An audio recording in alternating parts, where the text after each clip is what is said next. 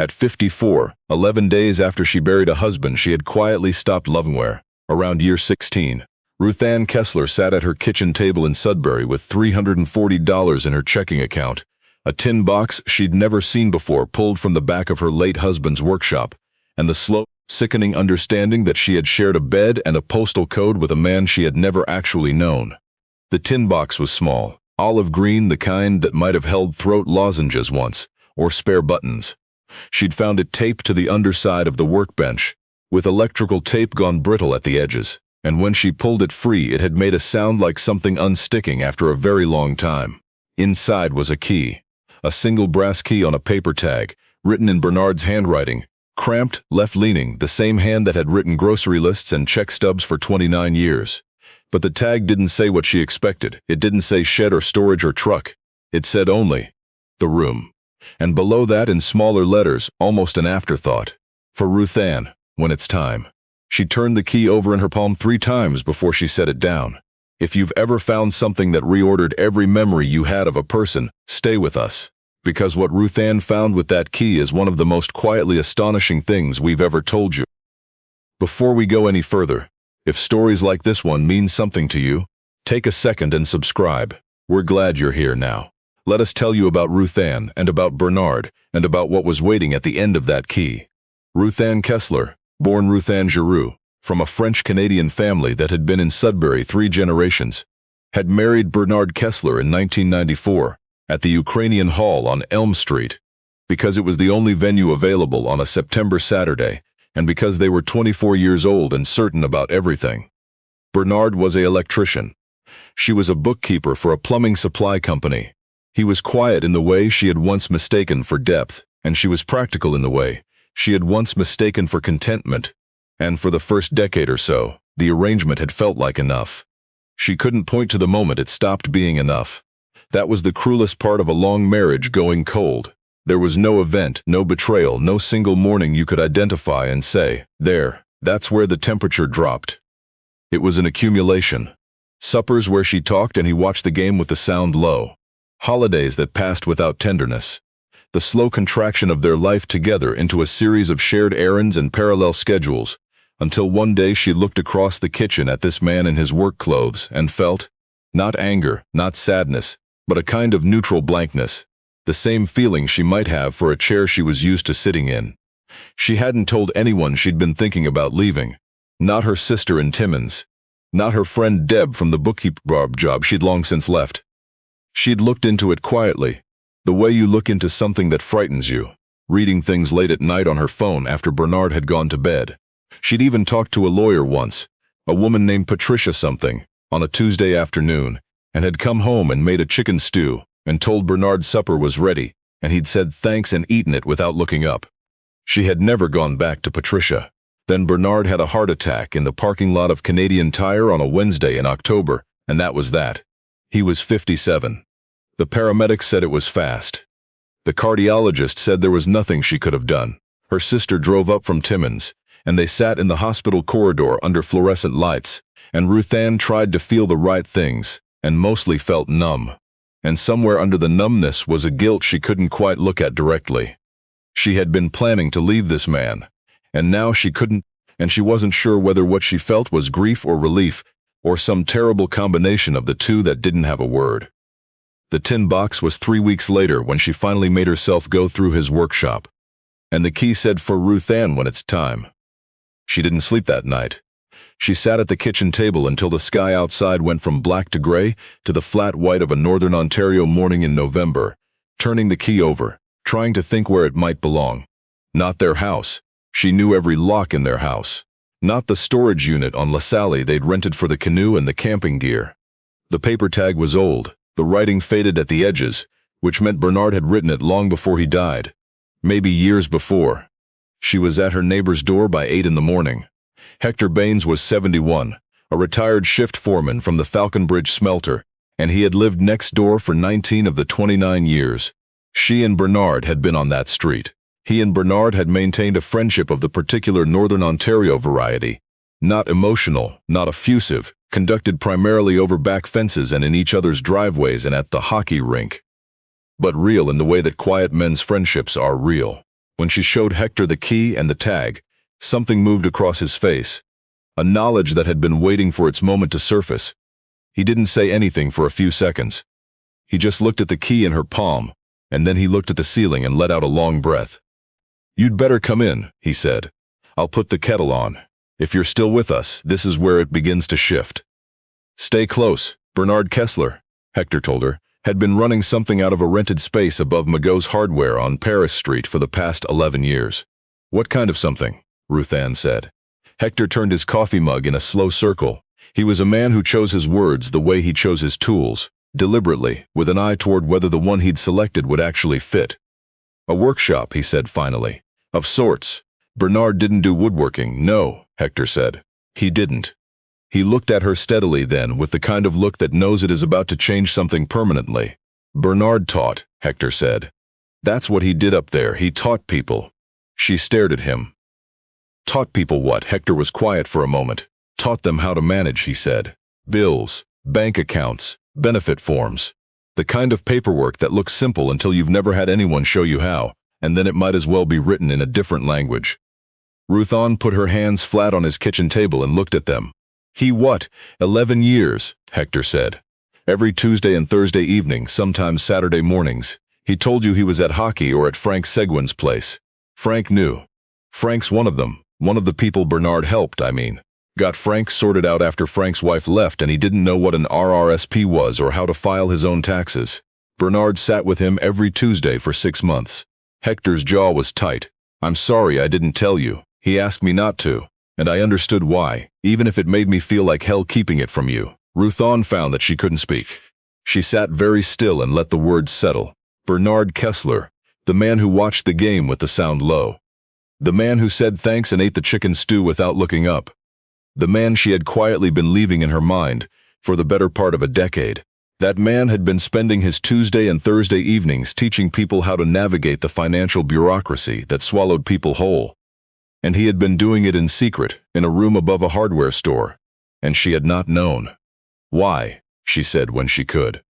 "Why didn't he tell me?" Hector looked out his kitchen window at the backyard, the brown November grass, the bare birch at the fence line. He was quiet long enough that she thought he might not answer. "You know how Bernard was," he finally said. "He didn't talk about himself. He didn't want credit. And I think—" He stopped. Chose the next part carefully. "I think he was afraid you'd think it was foolish, spending his free time in a room above a hardware store, helping people fill out forms. He thought you'd tell him to let the social workers handle it. He thought you'd tell him it wasn't his job. Would she have?" She sat with that question and didn't like what came up. Maybe. Maybe she would have. She had been practical for so long, efficient and unsentimental, keeping the books straight, keeping the schedule, keeping the th. It was possible, more than possible, that Bernard had looked at her across that kitchen for 29 years and seen someone who would not understand why a man would drive across town twice a week on his own time to help strangers with their income tax. He might not have been wrong. She drove to Paris Street that afternoon, alone, with the key in her coat pocket. Magot's Hardware was a narrow storefront that had been in the same family since the 1970s, the kind of place that smelled of rubber gaskets and WD-40, and had seed packets in a rack by the door even in November. The man behind the counter was in his 60s, compact and watchful, with gray hair cut close and a Sudbury Wolves pin on his vest. His name was on the shop. He was a Magot. "Mrs. Kessler," he said. Before she introduced herself, he came around the counter slowly. "I was hoping you'd come in. I didn't know how to get a message to you." He led her to the back of the store, through a door marked staff, and up a narrow staircase that smelled of old wood and faintly of printer paper and coffee. At the top was a door. She put the key in and it turned. The room was not large, maybe 5 meters by 6. But what was in it stopped her in the doorway for a long time. There was a folding table against one wall with a desktop computer, a printer and a 3-hole punch. There were 2 filing cabinets, both gray, both labeled in Bernard's cramped left-leaning hand. Tax, benefits, shoesing, immigration. The kind of categories that sounded dry until you understood what they represented. Until you understood that each category was a person's crisis that had come to this room to be solved. There were 4 chairs around a central table, mismatched, the kind of chairs you pick up one at a time from garage sales and church basements. On the table was a legal pad and a pen and a calculator and a stack of government forms that Ruthanne recognized from her bookkeeping years. T4s, CPT applications, OAS forms on the wall, and this was the thing that held her the longest, was a corkboard. And on the corkboard was a map of Greater Sudbury covered in small round pushpins, red and green. So many of them in the South End and the flour mill and Minnow Lake that the map looked spotted, like a disease or a constellation, depending on how you looked at it. Below the map in Bernard's writing on a strip of masking tape, red first appointment, green done. There were far more green pins than red ones. She sat down in one of the mismatched chairs and looked at the room for a long time, 11 years. He had been coming here for 11 years, twice a week, and he had never said a word. She had asked him in the early years where he went on Tuesday nights, and he'd said hockey, and she'd accepted it because it was easier to accept than to question, and eventually she stopped asking because they had reached that accommodation that long marriages sometimes reach, where you stop asking about the other person's hours because asking feels like work, and the answer never changes. She looked at the corkboard again. She counted, roughly, the green pins. She lost count somewhere past 60. She found the notebook in the bottom drawer of the left-hand filing cabinet. It was a Hilroy exercise book, the kind from any drugstore, spiral-bound with a blue cover soft from handling. She opened it. The first page said, Rules, November 2012.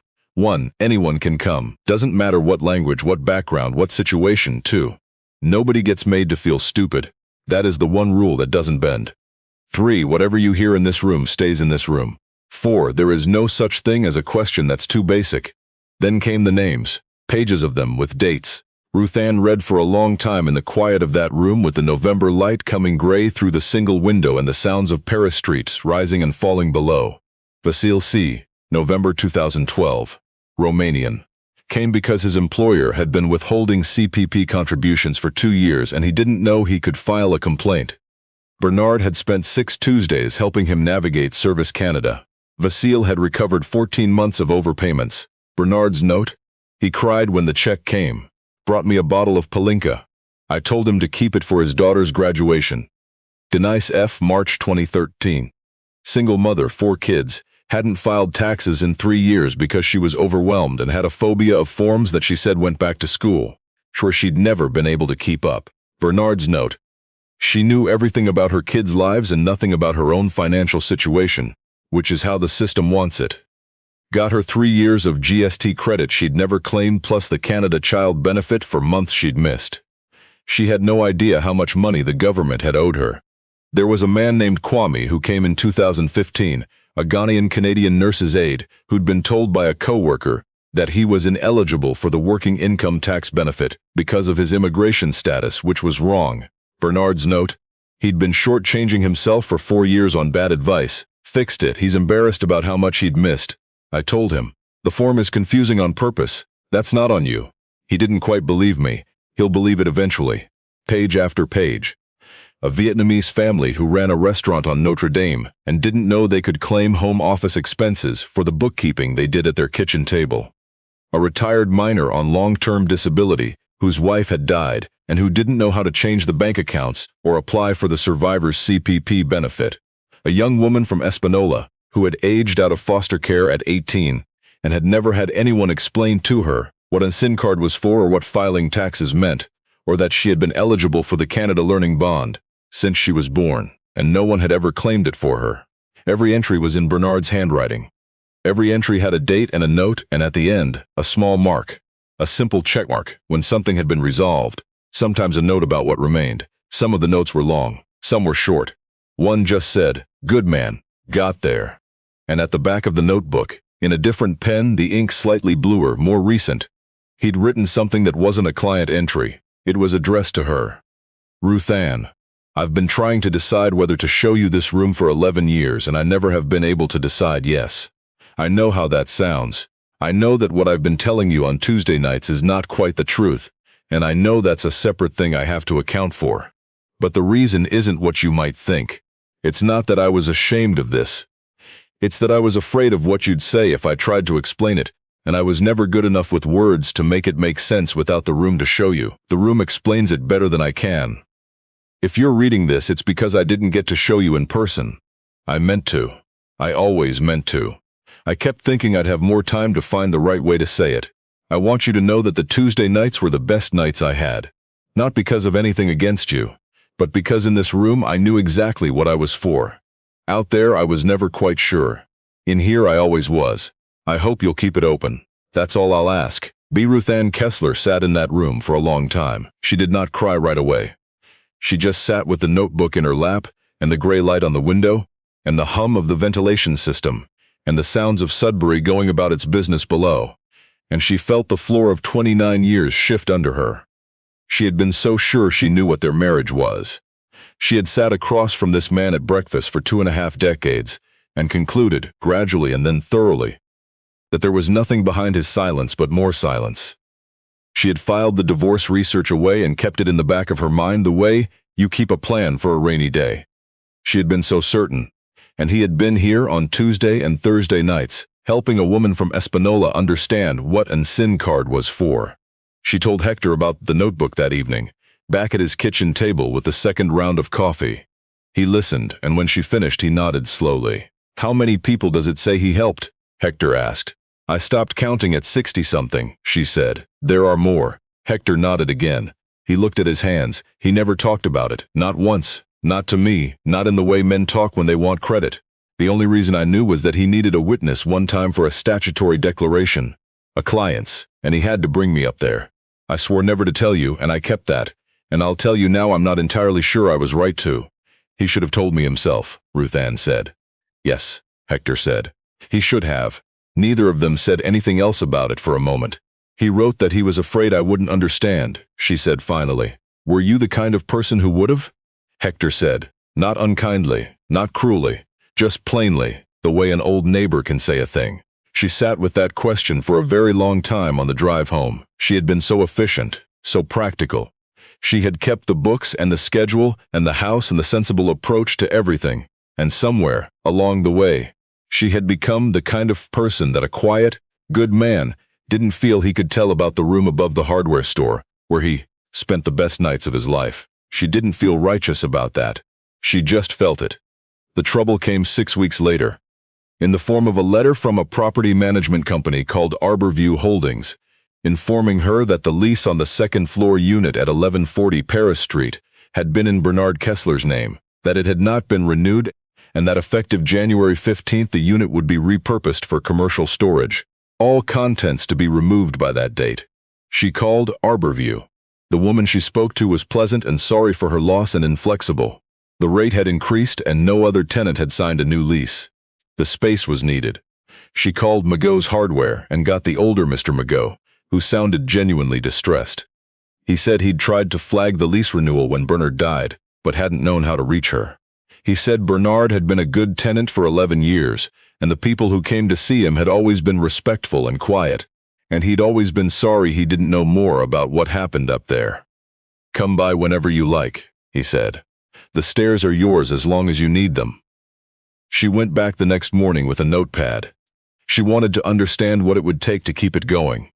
She sat in one of the mismatched chairs and looked at the corkboard and the filing cabinets and the stack of government forms. And she thought about 60-something green pins and what each one of them meant. And she thought about the notebook entry about Denise F., the woman with the form phobia who hadn't known the government had owed her years of credit. She had been a bookkeeper for 11 years. She knew T4s and T1 generals and benefit forms the way Bernard had known wire gauges and breaker panels. She understood exactly what happened in this room. She understood it better than he had, in some ways, in the technical sense. She was 54 years old and she had $340 in her account, and no particular plan for what came next. And the room had been his best nights and she had spent years not understanding that about him. She decided to find a new lease. The property manager at Arborview was named Gerald, and she made an appointment with him for the following Thursday. She came with the notebook, not to show him, but to know what she was defending. She came with a printed list of the programs Bernard had connected people to. Benefits recovered, credits claimed, appeals navigated. And she came with the name of the city councilor for Ward 7, who Hector had told her was the kind of woman who still picked up her own phone.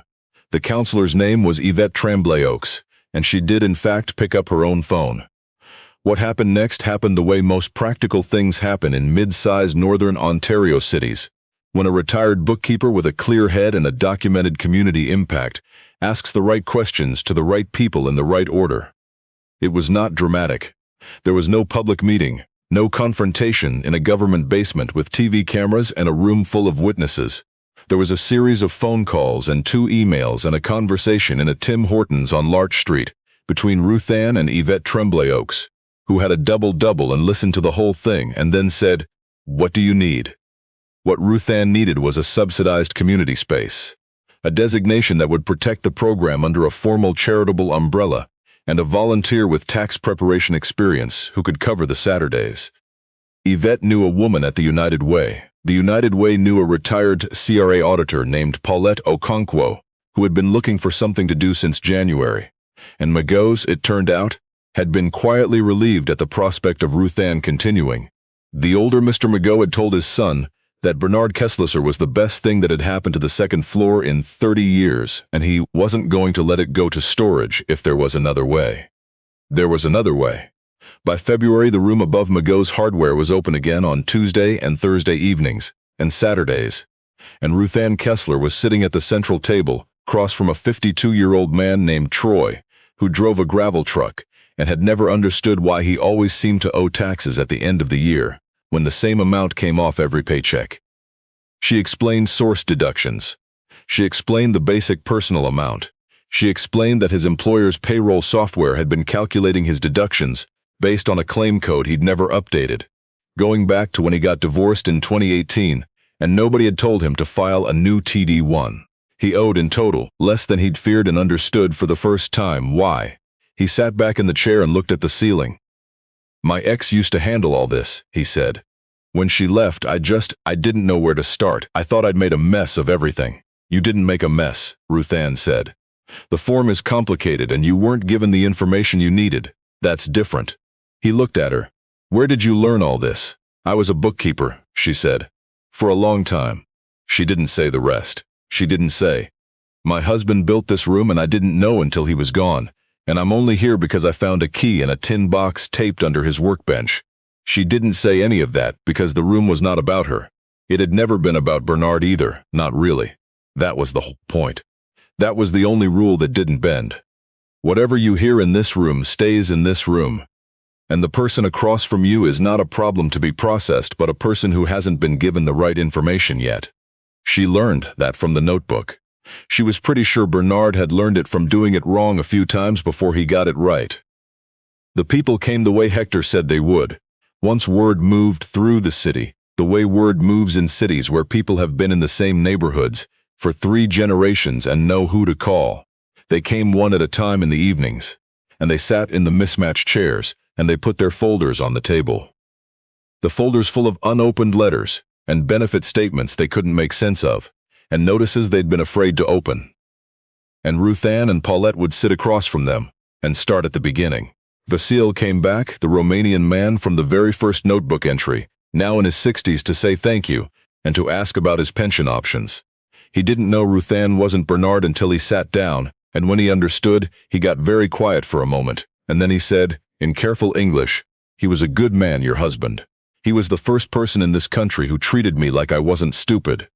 Ruthanne said, "He felt that way about everyone who came here." Vasil nodded. He seemed satisfied with that. He took the information about his CPP deferral options, and he shook her hand and he left. Denise came too, the woman with the form phobia, now with 2 of her 4 children in post-secondary, and the confidence, apparently, to handle her own T1, but coming back to help translate for her neighbor from the Philippines, who didn't speak much English, and was terrified of the CRA. She brought butter tarts from the place on Notre Dame. She set them in the middle of the table without ceremony and sat down and said, "Okay, let's figure out her situation." They figured out her situation. The neighbor's name was Grace, and she had been in Canada 3 years and had never filed a return because no one had told her she needed to, even though she was eligible for thousands in GST credits and the Canada Workers' Benefit that she had never received. Grace cried briefly when the numbers became clear. She looked embarrassed about crying.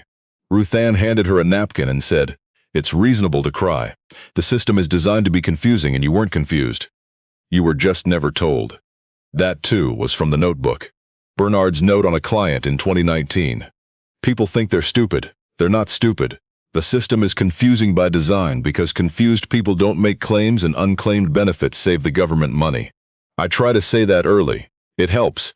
The older Mr.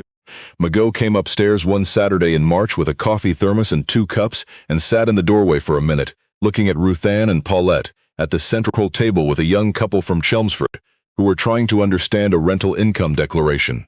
"He'd be glad," he said quietly. "I know," Ruthanne said. He left the thermos and went back downstairs. She found the folder that spring, when she finally got to the bedroom closet, the last room she'd been putting off. It was in a shoebox on the top shelf, behind a stack of Bernard's old work logs, a manila folder with nothing written on the tab. Inside were printed pages, government website printouts, several years old by the look of the dates in the footer, pages about income splitting for retirees, about survivor benefits, about the pension division rules in Ontario if a long-term marriage ended. She stood in the bedroom for a long time holding that folder. He had been looking into it too. She hadn't known that either. She hadn't known that he had felt the distance. She had assumed he was oblivious, the way she'd assumed everything about him for so long, that his silence was emptiness, that his Tuesday nights were hockey, that the man eating chicken stew without looking up was the whole of what he was. She had been so sure. She sat down on the edge of the bed and looked at the printed pages and thought about how two people could live in the same house for 29 years, and each be quietly looking up the same thing, and never once say it to each other, never once knock on the door that they were both standing on their side of. She did not feel triumphant about finding it. She did not feel vindicated. She felt sad in a very specific way. The way you feel when you realize the loss is bigger than you thought. When you understand that what you grieved was not the whole of what you had, and that there was more there than you'd allowed yourself to see. She put the folder in the filing cabinet in the room on Paris Street, in a new hanging folder she labeled, after a moment's thought, BK. She wasn't sure exactly why. It felt like the right place for it. This room was where he'd been most himself, and she was keeping the room open, and it seemed right that he should have a file here too. On the corkboard, she added a pin, not red and not green. She found a yellow one at the bottom of the box. She put it at the corner of the map, slightly apart from the others, and she did not label it, because she knew what it was. Paulette noticed it the next Tuesday. She looked at it for a moment, and then she looked at Ruthanne and she said nothing, which was exactly correct. The corkboard has more pins now, more green ones every month. Ruthanne is not a natural teacher the way Bernard apparently was. She's impatient when explanations don't land on the first try, and she has had to learn, painstakingly, to slow down, to ask instead of tell, to wait while someone finds the number on line 150 instead of leaning over and pointing. She's learned to keep her face neutral when someone hands her a letter. That's 3 years old, 3 years of anxiety in a sealed envelope that they finally brought in, and she has learned that opening that envelope together is almost always less terrible than it looked from the outside. She has learned that the first thing people say, almost without exception, when they arrive for the first time with their folder is, "I'm sorry, this is probably a stupid question," and she always says the same thing. She says, "There's no such thing in here." That's one of the rules. One evening in late April, she drove home from Paris Street along the Kingsway with the window cracked and the Sudbury spring smell coming in. That particular mix of rock dust and lake water, and something green just starting. And she thought about the key, the small brass key on its paper tag. For Ruthanne, when it's time. She hadn't understood when she found it what "when it's time" meant. She'd thought it meant when she was ready to know. But sitting in the car with the city sliding past the windows, she understood it differently now. It wasn't about being ready. It was about the time being right. And the time had not been right while he was alive because they had been too careful with each other, too distant, too settled into the grooves of their own parallel tracks, to turn and say the real thing. The time had been right only after, when there was nothing left to be careful about, when the only person she could disappoint was herself. He had known that. He'd been banking on it. For Ruthanne, when it's time had meant, "You'll know when, and when you do, this is what you'll find, and I'm trusting you to know what to do with it." He had trusted her with the most important thing he'd built. She had spent years thinking he didn't see her. It turned out he'd seen her well enough to know she was the right person to leave the room to. She'd been wrong about almost everything that mattered. She was going to take that with her, not as a wound but as information. The way you take a corrected calculation.